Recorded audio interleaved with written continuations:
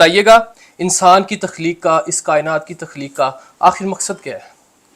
بسم اللہ والصلاۃ والسلام علی رسول اللہ۔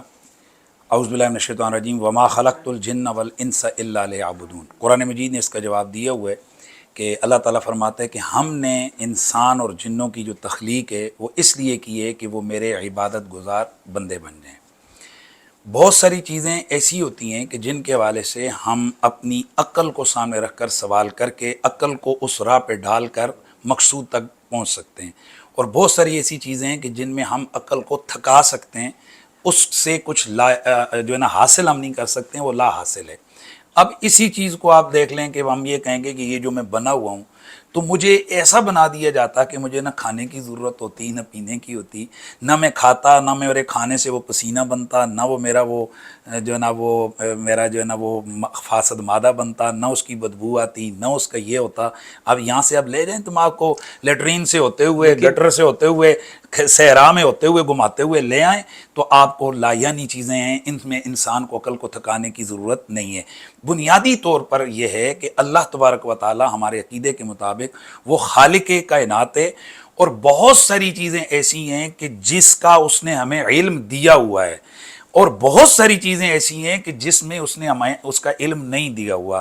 جو ہماری ضرورت کے تحت چیزیں اس نے ہمارا علم دیا ہوا ہے، اور جو ہمارے لیے ضرورت نہیں ہے ان چیزوں کو اس نے ہمارے لیے مخفی رکھا ہے۔ آپ کسی ڈاکٹر کے پاس جاتے ہیں، اس سے آپ دوائی لیتے ہیں، آپ اس سے کبھی بھی بات نہیں کرتے کہ یہ فارمولہ آپ نے کیوں تجویز کیا، کیونکہ آپ کو یہ یقین تھا، آپ اس کے پاس گئے کہ یہ میرے لیے پروو ہے نا۔ آپ کو یہ یقین تھا کہ بھئی یہ جو بندہ یہ ہے یہ میرے لیے وہ تجویز کرے گا کہ جو میرے لیے بہتر ہوگا۔ آپ نے اس ڈاکٹر پہ بلیو رکھا، ٹھیک ہے، اس لیے آپ وہاں گئے اور آپ اس سے پوچھتے بھی نہیں ہیں۔ کوئی پاکستان میں کون بندہ ہے جو پوچھتا ہے؟ تو جس طرح آپ ایک ڈاکٹر پہ یقین رکھ کے بیٹھے ہوئے ہیں کہ بھئی یہ جو میرے لیے تجویز کرے گا وہ بہت پرفیکٹ ہے، ہم اس سے کہیں زیادہ عقیدہ اپنے رب کی ذات پر رکھے ہوئے ہیں کہ اس نے جو ہمارے لیے جو تخلیق کی ہے وہ ہمارے لیے بیسٹ تھا، اس لیے اس نے ہمارے لیے وہ چیز بنائی۔ مفتی صاحب، میں تو ایک مسلم ہوں، آپ مجھے قرآن کی آیت پیش کریں گے میں تو مان لوں گا، لیکن جب ہم کسی ایتھسٹ سے ڈیبیٹ کرتے ہیں وہ تو قرآن پہ بلیو ہی نہیں رکھتا، وہ ہم اس کو کہیں گے وما خلقت الجن والانس الا لیعبدون، وہ کہے گا پہلے مجھے قرآن پہ یقین تو دلاؤ۔ اس کو ہم کس طرح قائل کریں گے کہ اللہ تعالیٰ اس کا خالق ہے، اس کو اس نے تخلیق کیا، ہم اس کو کس طرح قائل کریں گے؟ میں تو اس بات پہ قائل ہو جاؤں گا کیونکہ میں قرآن پہ یقین رکھتا ہوں۔ نہیں، یہ تو پھر اگر وہ اللہ کو مانتا ہی نہیں ہے تو پھر ہم اس سے پوچھیں گے کہ تو کیوں آیا ہے؟ بھائی وہ تو یہ تو آپ نے مجھ سے مسلمان ہونے کے ناطے سے آپ نے تو اپنے انٹرو میں کہا کہ اللہ نے انسان کو کیوں تخلیق کیا، میں نے آپ کو اللہ کے سوال کا جواب اللہ کی بات سے دے دیا۔ اللہ کا سوال کیا تھا، میں نے آپ کو اللہ ہی کے قرآن سے جواب دے دیا۔ اب ایتھیسٹ بن کے کوسچن کریں، میں آپ کو ویسے ریپلائی کروں گا۔ اب کوسچن یہ ہے کہ اگر ایتھیسٹ کہتا ہے کہ جناب میں کیوں، مطلب وہ کہتا نہیں کیوں، تو یہ تو ہم اس سے پوچھیں گے کہ تو کیوں آیا ہے، تو بتانا تو کیوں آیا ہے۔ اگر وہ کہتا میں اگنوسٹک ہوں، مجھے نہیں پتا کہ اللہ ہے یا نہیں ہے، تو پھر ہم اس کو میں کوسچن یہ کہ تو آیا کیوں ہے؟ بھائی سب سے پہلے تو وہ یہ بیان کرے نا کہ بھائی تو کیوں آیا۔ وہ جو آگے چیز ہے کہ وہی میں کیا کروں، وہ تو بات کی بات ہے، تو کیوں آیا ہے۔ اپنے اس آنے کے مقصد کو تو پروف کر کے تیرا آنا کیوں ضروری تھا۔ جس طرح تو یہ کہے گا کہ تیرا آنا اتنا ضروری تھا، ہم اسی دلیل سے کہیں گے کہ تیرا نہ آنا ضروری تھا، پھر کیا کرے گا۔ علم اور عاجزی کا بہت گہرا تعلق ہے، جیسے جیسے انسان میں علم آتا گیا اس کے اندر ٹھہراؤ آتا گیا، لیکن ہم نے دیکھا ہے کہ آپ کا لہجہ بہت سخت ہے، آپ اپنے مخالفین کے بارے میں بہت سخت لہجہ استعمال کرتے ہیں، بہت سخت گفتگو کرتے ہیں۔ تو ایک عالم دین ہونے کی حیثیت سے، ایک معلم ہونے کی حیثیت سے لوگ آپ کو ایڈمائر کرتے ہیں، سنتے ہیں، تو آپ کو نہیں چاہیے کہ آپ کو اچھے لہجے میں گفتگو کرنی چاہیے جس سے آپ کی بات اگلے کے دل میں بیٹھے، نہ کہ وہ علماء اکرام سے متنفر ہو، وہ کہ ان کی یہ تو لہجہ ہی بہت سخت استعمال کرتے ہیں۔ علماء کو کبھی بھی شرعی عقلی دائرے میں رہتے ہوئے، انسانیت کے دائرے میں رہتے ہوئے کوسچنز پر کبھی بھی علماء کو غصہ نہیں آتا۔ جب کوئی آدمی حد کو کراس کرتا ہے تو علماء فرشتے نہیں ہیں، علماء انسان ہیں، پھر ان کو غصہ آنا ان کی فطرت کا تقاضا ہے۔ اور ہمیں بہت ساری دفعہ غصہ انبیاء کرام، صحابہ کرام، اہل بیت اطہار جن سے ہماری شدید افیلیشن ہے، ہمارا ان سے تعلق ہے، ہمارا ان سے رشتہ ہے، جب ان کے لیے الفاظ گھٹیا کوئی بھی بندہ استعمال کرتا ہے اس وقت ہمیں اسی طرح غصہ آتا ہے۔ اگر میں آپ کی امی کے لیے اگر ابھی ایک سخت لفظ بولوں تو آپ مائک شیک اٹھا کر پھینکیں گے، انسانیت آپ کو کیوں نہیں یاد رہے گی وہاں؟ ٹھیک ہے، آپ اس کا جواب سمپلی بھی تو دے سکتے ہیں، پر ہر بندہ کہے گا نہیں اس کا دل توڑا گیا، اس کو ہٹ کیا گیا، اس کے جذبات کو چھیڑا گیا.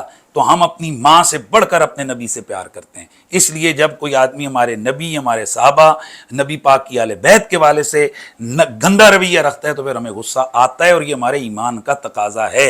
اور ایسا غصہ خود غصہ ہم لفظ نہیں کہتے، غضب ہم کہتے ہیں. ایسا غضب تو اللہ کو بھی آیا اپنے نبی کے والے سے. کیا قرآن کی سورۃ التوبہ کو آپ نہیں پڑھ رہے ہیں کہ اللہ تعالیٰ کیسے غضب کا اظہار کر رہا ہے نبی کے دشمنوں کے لیے؟ پھر صحابہ کرام کی زندگیاں آپ کے سامنے نہیں ہیں کہ ایک آدمی نبی علیہ السلام کے سے بات کرتے ہوئے جنا اپنی ہاتھ داڑھی کی طرف کر رہا ہے، صحابی اس کے ہاتھ پہ تلوار کے الٹی مار کے کہہ رہے ہیں پیچھے ہٹا. ٹھیک ہے، یہ کیا ہے؟ پھر رسول اللہ کی بیوی ہے، اس کا والد حضور کے بستر پہ آ کر بیٹھ رہا ہے، ابھی اسلام قبول نہیں کیا، تو وہ کہتی ہیں اٹھو. وہ کہتے ہیں میں اس قابل نہیں ہوں، یہ بستر میرے قابل نہیں. وہ فرماتی ہیں نہیں، تو اس بستر کے قابل نہیں ہے کہ کیونکہ تو ابھی اسلام میں داخل نہیں ہوا. تو یہ اس کو کیا کہیں گے کہ نبی کے گھر میں نبی کی بیوی ہو کر وہ اپنے والد کے لیے یہ رویہ اختیار کر رہی ہے. اس کا مطلب ہے ہمارا ایمان ہمیں، ہمارا اسلام ہمیں یہ بتا رہا ہے کہ ہمیں سب سے بڑھ کر اللہ کا رسول پیارا ہونا چاہیے. اچھا، آپ کی ایک ویڈیو میری نظر سے گزری، کافی پرانی ویڈیو تھی. آپ نے کہا کہ عبدالقادر جیلانی، شیخ عبدالقادر جیلانی کا ایک دھوبی فوت ہو گیا. منکر نکیر اس کے پاس آئے، اسے پوچھا من ربو کا، اس نے کہا میں غوث پاک کا دھوبی ہوں. اسے پوچھا من دینو کا، تو اس نے پھر سوال ہر جو سوال کے جواب میں یہی کہا کہ میں غوث پاک کا دھوبی ہوں. تو حکم ہوا کہ اس کو جنت میں لے جاؤ. یہ واقعہ ٹھیک ہے؟ بہت ساری بات یہ ہوتی ہے، بہت ساری دفعہ آدھا کلپ جو ہے نا وہ سنا جاتا ہے، پورا نہیں. بنیادی طور پر یہ الزامی جواب کے طور پر میرا خطاب ہے جو کہ میں اشرف علی تھانوی جی میں بطور الزام کے دیوبندی مکتبہ فکر کو میں یہ جواب دے رہا ہوں کہ ایک طرف تو آپ کہتے ہو کہ نبی کے چاہنے سے کچھ بھی نہیں ہوتا، نبی کچھ نہیں کر سکتا، ولی کچھ نہیں کر سکتا. دوسری طرف آپ کے اکابر میں سے اشرف علی تھانوی صاحب اپنی اس فلاں فلاں کتاب کے اندر یہ لکھ رہے ہیں کہ غوث پاک کے دھوبی کی وجہ سے. تو اب یہ سوال آپ ان سے پوچھیں کہ یہ انہوں نے کہاں سے لکھا. میری بات سن لیں. یہ الزامی طور پر ہم نے اس کو جواب دیا کہ بھائی اگر عبدالقادر جیلانی پاک کا دھوبی اس نسبت کی وجہ سے اللہ تعالیٰ اس کو بخشت فرما رہا ہے تو ہمیں رسول اللہ صلی اللہ علیہ وسلم کی محبت ہمیں کیوں فائدہ نہیں دے گی؟ اگلی بات یہ کہ اس طرح کی جو چیزیں ہوتی ہیں یہ کوئی قطعی نہیں ہوتی ہیں کہ جن کو ماننا ضروری ہے اور جن کو نہ مانا جائے تو بندہ جناب کافر ہو گیا، یہ گمراہ ہو گیا. یہ جسٹ ان کا تعلق ایک محبت اور عقیدت کے پیرائے میں، یہ اسی قبیل میں سے ہیں جس طرح ہماری بے شمار کتابوں کے اندر خوابوں کا ذکر ہے کہ فلاں بزرگ نے یہ خواب دیکھی کہ فلاں بندہ جنت کے باغات میں کھیل رہا ہے. اسے پوچھا گیا تو اس نے کہا میں فلاں عمل کرتا تھا، اس وجہ سے میں جنت میں آ گیا. تو اس کے پاس وہی ہے، یہ بھائی خواب ہی دیکھی ہے نا. تو اسی قبیل میں سے اس طرح کی چیزیں اگر ان کو کوئی نہیں بھی مانتا تو ٹھیک ہے، نہیں مانے. اگر کوئی اس کو اس عقیدت میں مان بھی لیتا ہے کہ یا اور اس کی تعویل بھی اشرف علی تھانوی صاحب نے آگے کی ہوئی ہے، وہ یہ کہ اس کے کہنے کا یہ مطلب تھا کہ جو خدا عبدالقادر جیلانی کا ہے وہ میرا ہے، جو رسول اس کا ہے وہ میرا ہے، جو عقیدہ اس کا ہے وہ میرا ہے، تو اس لیے وہ بخشا گیا. یہ نہیں کہ وہ اللہ اور نبی کے سوال کے جواب میں اس نے عبدالقادر جیلانی کا نام لیا تو بخشا گیا. یہ انہوں نے تعویل کی ہے، تو یہ ان کی کتاب کے حوالے سے میں نے بیان کیا.